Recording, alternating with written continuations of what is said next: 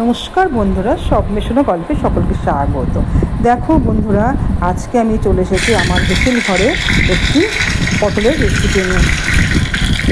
Recipe নিয়ে চলে এসেছি। দেখো, আমি পটলগুলোকে প্রথমে এইভাবেই তোমরা দেখতে পাচ্ছ, আমি এইভাবে পটলগুলোকে কেটে রেখেছি। হ্যাঁ, খোসা একটু ছাড়িয়ে কেটে রেখেছি। তারপরে কী করেছি, একটু হালকা হালকা করে এই মাঝখানে একটু কেটে রেখেছিলাম। এবারে দেখো, আমি তেলের মধ্যে ভাজছি পটলগুলোকে। এইভাবে আমি দেখো মোটামুটি হালকা একটু ভেজে নিচ্ছি। যতক্ষণ একটা কালারটা না আসে ততক্ষণ আমি এইভাবেই ভাজতে থাকছি। হ্যাঁ, তোমরা দেখতেই পাচ্ছ আশা করি। এইভাবে দেখো পটলটা এখন ভাজা চলছে। এই দেখো আমার পটলটা ভাজা হয়ে গেল। হ্যাঁ, এখন আমি নামিয়ে নিচ্ছি।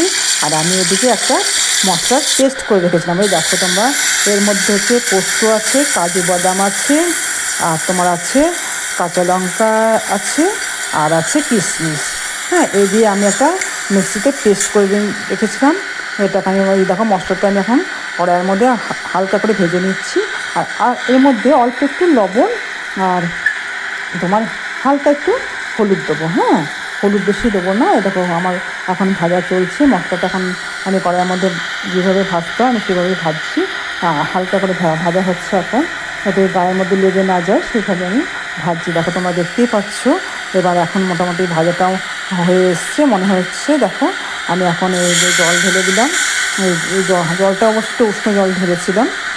জল ঢালার পরে আমি যে পটলগুলোকে ভেজে রেখেছিলাম আলাদা করে, তোমরা তো দেখেছিলে, সেই পটলগুলি এর মধ্যে আমি ছেড়ে দিলাম। এই দেখো আমার হয়ে গেল আজকে রেসিপি।